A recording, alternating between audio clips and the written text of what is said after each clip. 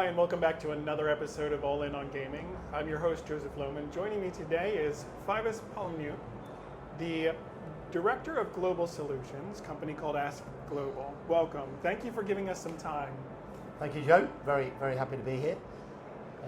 I know we've been looking forward to this for the past 3 days. Things have been really, really busy here at ICE, so I appreciate you taking a break to talk with us. Let's start off with, for those who don't know you, give us some background, because you've been in gaming for quite a while, haven't you? I have. I started working for Coral Bookmakers, one of the sports betting companies, back in the sort of mid-80s, so a while ago.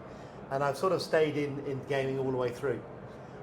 During that time, I've moved through sort of land-based high street gaming and arcades in the UK, and then moved into the international casino area, working for Bally Gaming as it was in those days. Then moved on through to Atronic, which then became G-Tech, and then Lottomatica, which then became IGT after the acquisition. So I spent a number of years working in gaming internationally, also on the slot side and on the management system side as well. So you've probably seen a lot, met a lot of fun and interesting people over the years. Well, yeah, I mean, one of the great things about the job is being able to travel extensively. So I've literally been to all of the continents, seen gaming on all of the continents, and really enjoyed meeting the operator, because they each have a different way of working in different parts of the world. And I think that's the fascinating thing about industry. So. Yeah, it's certainly rewarding to be able to be part of this industry. So tell me a little bit about Ask Global. Okay.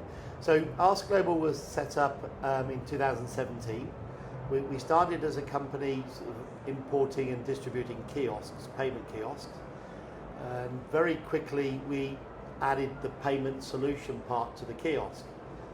Started working with CPI extensively, looking at the different products that you had, started with the e-choice, and since then moved on to the Alio Pro. Mm-hmm. With that sort of experience, it became clear that we were very much moving towards a sort of a payment solutions, fintech type of operation. So we started to create kits for different coin-operated equipment, so that the customer could tap and pay as well as use cash. Okay. Let's dive in. What changes have you seen over the years that you've been involved in gaming? So undoubtedly the move from cash to cashless in whatever form that takes. We talk about the digital world, and I think we may have been accused of being perhaps a little bit behind some of the other technologies and industries like vending and transport, but the gaming industry has really caught up, and now many operators are looking to offer a different customer journey, making it easier, and part of that is very much cashless. Okay. And what are some of the challenges that you think casino operators are faced with right now? I think getting the player to look at the different methods. When you look at the demographic now of the player, we have perhaps an older generation. We have the younger generation starting to come in. That generation is used to using the phone an awful lot.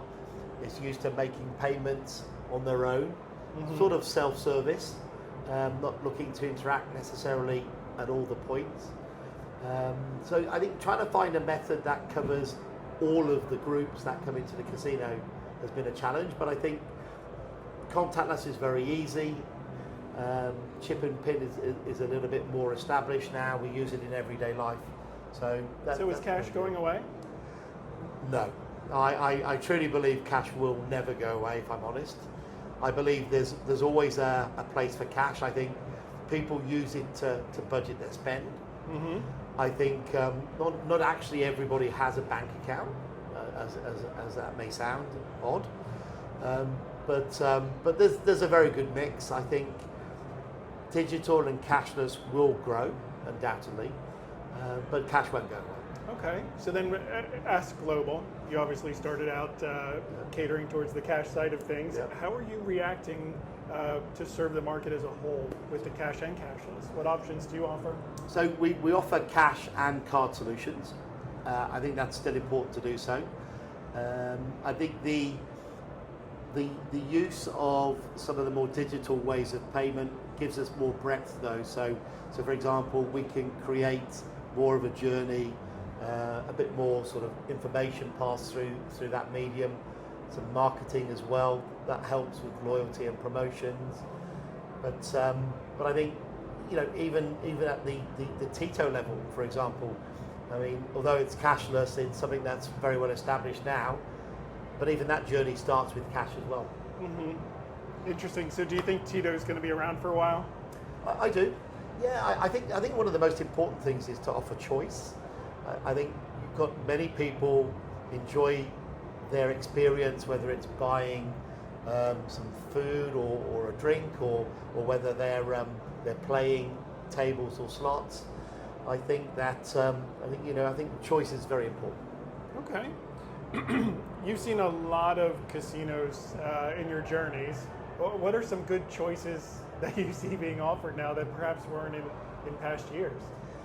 I think the integrated resorts, that's where a lot of the work started in centres like Las Vegas in the US. I think in Macau and the Philippines, those resorts have a very wide offer, but smaller operators, if I can call them smaller operators, now realise that bringing some of that experience into smaller arcades or slot halls or smaller casinos is very important too. So I think that feeling of the environment and enjoying where you're playing. Mm-hmm. Have you seen smaller operators start to embrace that type of approach?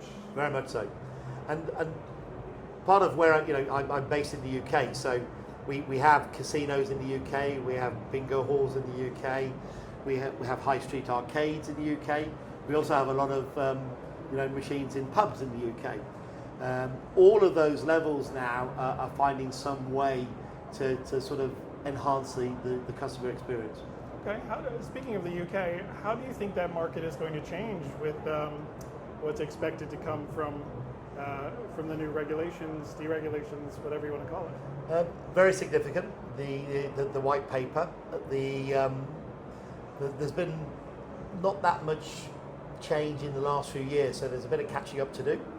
I think the operator and the suppliers realise that making it easier to play, which could be adding digital play at the machine, making the environment a little bit bigger, more slots, for example, is also very important. Okay, so more tailored towards what the gamers are asking for, really. Yeah, and I think it gives the operator more to work with as well. Excellent. So you think it'll be a positive impact on the industry then? I do, and I think the industry's needed that sort of uplift and bringing forward. The last few years, when you look at sort of the price of play and the stakes and prizes, haven't really kept pace with the general inflation and things that are going on as well. Do you think everyone will get what they want out of this, or is it going to be some sort of a compromise and everyone's a little unhappy, but we get enough to take steps forward? I'm sure there's going to have to be some compromise. I'm sure operators want a little bit more. I think the responsibility to the player is sort of controlling some of that spend. Mm-hmm. But I think it'll be a good step forward. I think then hopefully there'll be more regular reviews thereafter, rather than having this big long gap that we've had. So definitely be positive, and hopefully we'll see something towards the end of 2025. Excellent. So what else do you see coming in the future? What 5-10 years down the road, if you look in your crystal ball, what do you see coming for gaming? I think there'll be a lot more biometric interaction. I think you can stand in front of a slot machine, and I think you can interact with it on a more extensive level. Mm-hmm. I think the drive to cashless will undoubtedly continue. I think the social responsibility involved to help people monitor what they do is easier managed on a digital level. I think the offering will continue to expand. I think, you know, they'll become more destination venues. People will spend time there with, you know, non-gaming and gaming. I noticed, you know, here in Barcelona, the casino's got its area, but it's also got its fun area as well. So people are there, got a nice restaurant as well. Taking inspiration from the transition that Las Vegas did. Yeah, absolutely. I think, you know, it's gaming and non-gaming mixing well together. Okay, excellent. And that would also, I think, change the perception of what this is in the eyes of the general public too. I think so. I think, you know, generally speaking, the venues are, you know, they're nicely fitted out. They're enjoyable places to be, socially meet friends, and I think if you can sort of extend that concept, there'll always be an adult-orientated environment, obviously, but I think you know, we can spend time and enjoy both sides of relaxing and playing, the excitement. Excellent. Well, I'm looking forward to seeing what the future brings. I think it'll be interesting to see how things pan out, especially in the UK over the next coming months and years. Definitely, yeah. I think it's exciting times for the industry. I think it's gonna sort of uplift where we are and then give us a platform to move forward from. Excellent. Well, thank you so much for giving us some time. I appreciate you dropping in to have a quick little chat with us. Thank you. And I appreciate all of you watching. If you enjoyed this podcast, please like, share, and follow. You can find us on YouTube, Apple Podcast, and Spotify.